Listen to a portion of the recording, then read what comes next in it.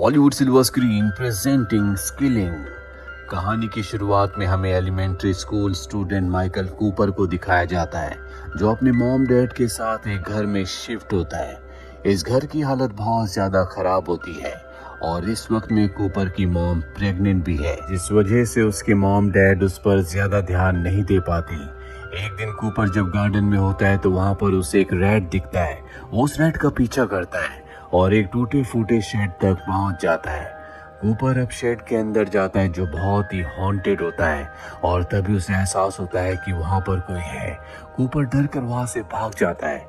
घर आकर वो अपनी मॉम को ये बताना चाहता है, लेकिन उसकी मॉम को लेबर पेन शुरू हो जाता है, जिस वजह से वो एम्बुलेंस को बुलाकर अपनी मॉम को डॉक्टर के पास हॉस्पिटल ले जाता है, जहाँ उसकी मॉम को प्रीमेच्योर बेबी होता है। प्रीमेच्योर बेबी होने की वजह से उसकी कंडीशन बहुत ज़्यादा अच्छी नहीं होती, इसीलिए डॉक्टर डिसाइड करते हैं कि उसे हॉस्पिटल में रखा जाएगा। रात को जब कूपर अपने घर में आता है तो उसके डैड उससे पूछते हैं कि तुम शेड के बारे में क्या बोल रहे थे। वो बताता है कि मुझे एहसास हुआ कि शेड के अंदर कोई है।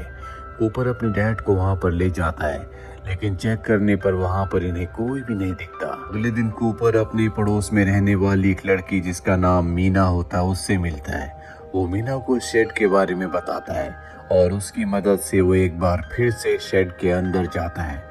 और जब वो अंदर जाता है तो वहाँ पर उसे एक अजीब सा आदमी दिखता है जो बहुत बीमार होता है। उसे देखकर वो घर वापस आ जाता है। बड़ी बात अपने पिता को बताना चाहता है, लेकिन उस वक्त उसके पिता फोन पर हॉस्पिटल में बात कर रहे होते हैं, क्योंकि कूपर की जो बहन होती है उसकी हालत बहुत ज्यादा खराब है, इसीलिए वो परेशान होते हैं। कूपर अपने डैड को कुछ नहीं बता पाता। अगले दिन स्कूल जाकर वो अपने दोस्त को बताने की कोशिश करता है, लेकिन उसका जो दोस्त होता है वो कंपटीशन के चलते बहुत ज्यादा बिजी होता है, इसीलिए वो भी उसकी बात नहीं सुनता। कूपर को अब कुछ समझ नहीं आता कि उसे क्या करना चाहिए, लेकिन एक बार फिर से वो शेड में उस आदमी को देखने के लिए जाना चाहता है, इसीलिए अकेले वो शेड के अंदर चला जाता है। वो देखता है कि उस आदमी की तबीयत बहुत ज्यादा खराब है। कूपर उसकी तरफ उसकी मदद करने के लिए बढ़ता है, पर वो आदमी मना कर देता है, जिसके बाद कूपर वहां से वापस अपने घर आ जाता है। अगले दिन कूपर हॉस्पिटल में जाता है, जहां पर उसकी मॉम और उसकी छोटी बहन है। उसकी छोटी बहन की हालत बहुत ज्यादा खराब है, इसीलिए उसके मॉम डैड बहुत परेशान होते हैं। कूपर को कुछ समझ नहीं आता कि उस आदमी के बारे में बताए तो बताए किसको।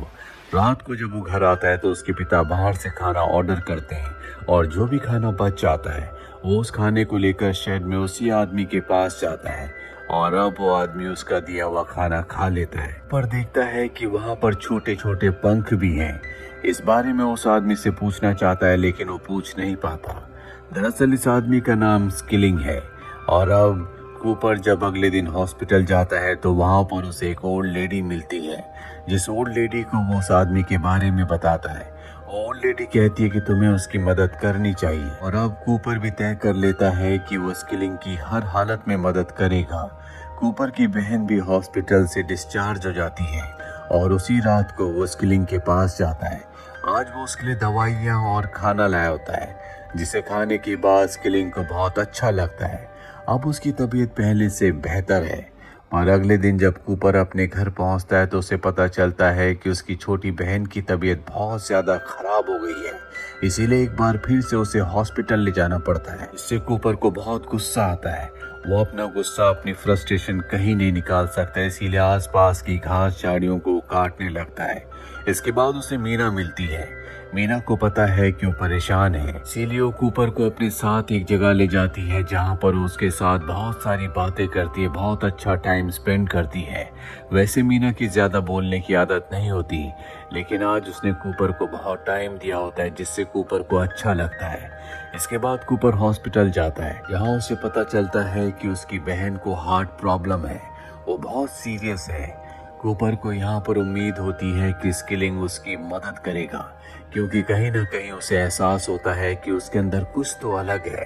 वो स्किलिंग के पास जाता है। स्किलिंग को भी उसकी परेशानी का एहसास होता है। कूपर स्किलिंग से कहता है कि तुम मेरी मदद करो, मेरी बहन की तबीयत बहुत ज्यादा खराब है। पर स्किलिंग साफ साफ मना कर देता है। वो कहता है कि मैं इसमें तुम्हारी कोई मदद नहीं कर सकता। ये सुनकर कूपर वहां से चला जाता है। पर अगले दिन मीना के साथ एक बार फिर से वो स्किलिंग से मिलने के लिए आता है। मीना ने आज पहली बार स्किलिंग को देखा है, इसीलिए वो बहुत ज्यादा क्यूरियस होती है। वो जानना चाहती है कि ये कौन है। वही कूपर के पिता को दिखाया जाता है जो अपनी बेटी की तबीयत खराब होने की वजह से बहुत ज्यादा परेशान होते हैं। वो इतने फ्रस्ट्रेट होते हैं कि वो तय करते हैं कि वो शेड को तोड़ देंगे जहाँ पर स्किलिंग है। स्किलिंग के बारे में उन्हें कुछ नहीं पता, पर इससे पहले कि वो जाते कूपर को पता चल जाता है। वो ऊपर बेड पर कूदना शुरू कर देता है जिससे लकड़ी टूट जाती है और वो नीचे गिरता है। वो अपने पिता से कहता है कि आप शेड को ना तोड़ें। उसके पिता शेड को नहीं तोड़ते और अब अगले दिन कूपर हॉस्पिटल जाता है जहाँ पर उसे ओल्ड लेडी मिलती है।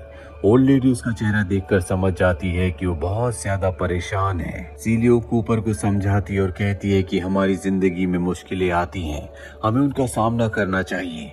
परेशान होने से कभी मुश्किलें कम नहीं होती।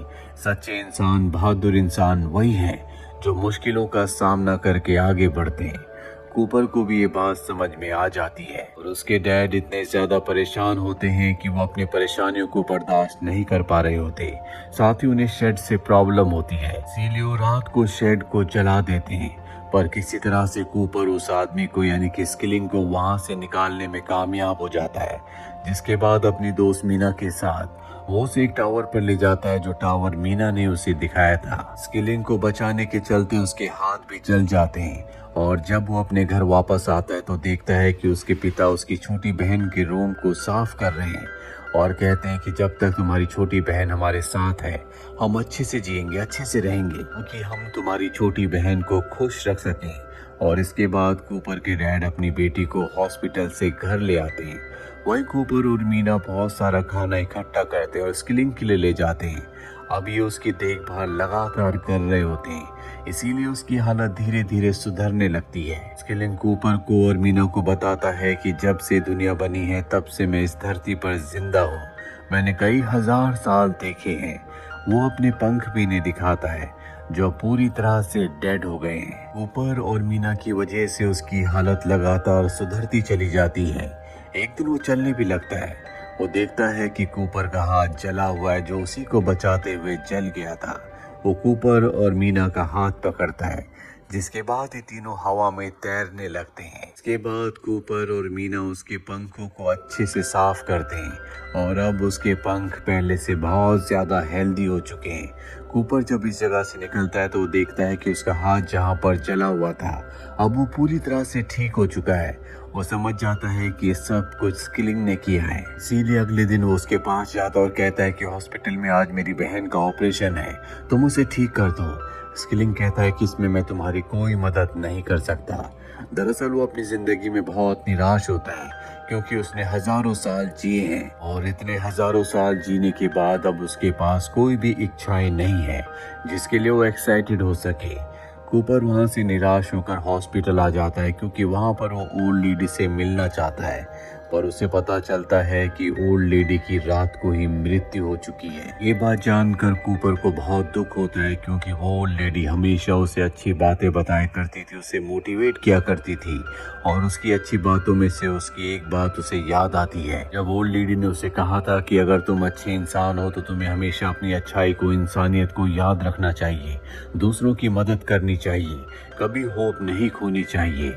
और अब ये बातें याद करने के बाद कूपर एक बार फिर से वहीं पर जाता है जहाँ पर स्किलिंग है। वो स्किलिंग से कहता है कि तुम एक अच्छे इंसान हो, तुम मेरी बहन को बचा सकते हो, पर स्किलिंग मना कर देता है। कूपर कहता है कि पूरी की पूरी दुनिया विश्वास पर चलती है, मुझे तुम पर विश्वास है और मैं तुम्हारे अंदर की होप को जगा कर ही रहूंगा। हालांकि कूपर को जरा सी ऊंचाई से भी बहुत डर लगता है, लेकिन वो टावर के कॉर्नर पर खड़ा हो जाता है और डर के बावजूद वहां से कूद जाता है।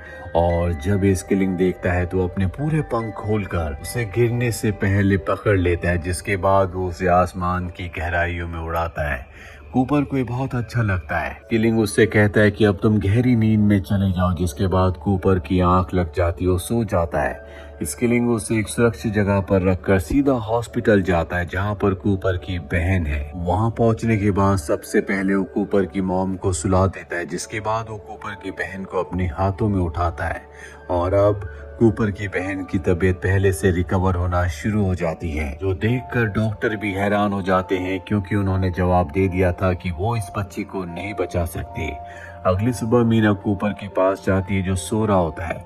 वो उसे नींद से जगाती है और नींद से जागने के बाद कूपर सीधा हॉस्पिटल जाता है। वो देखता है कि उसकी बहन पूरी तरह से ठीक है। कूपर को पता है कि ये सब कुछ स्किलिंग ने किया है। वो कहता है कि मैं अपनी बहन का नाम ग्रेस रखूंगा। ग्रेस दरअसल उसी ओल्ड लेडी का नाम होता है जो इसी हॉस्पिटल में पेशेंट थी। कूपर को हमेशा कठिनाइयों से लड़ने के लिए, एक दूसरे की मदद करने के लिए प्रेरित किया करती थी और अब कूपर अपनी मॉम, डैड और बहन के साथ घर वापस आ जाता है। उसके घर में खुशियां लौट आई हैं और इसके बाद दिखाया जाता है कि कूपर और मीना दोनों के दोनों स्किलिंग से मिलने के लिए जाते हैं। आज वो स्किलिंग के लिए वाइन भी लाए होते हैं क्योंकि उसे वाइन बहुत पसंद होती है। स्किलिंग कहता है कि तुम दोनों ने मेरे अंदर उम्मीद जगाई है। अब मेरे पास जीने का एक मकसद है, मैं दूसरे लोगों की मदद करूंगा। इसके बाद वो उस जगह से चला जाता है। इस कहानी के जरिए हमें समझाने की कोशिश की गई है कि हमें एक दूसरे की मदद करनी चाहिए। अगर हम दूसरों के बारे में अच्छा सोचते हैं, अच्छा करते हैं, तो हमारे साथ भी अच्छा ही होता है। कर भला तो हो भला। उम्मीद करते हैं कि ये कहानी आपको पसंद आई होगी।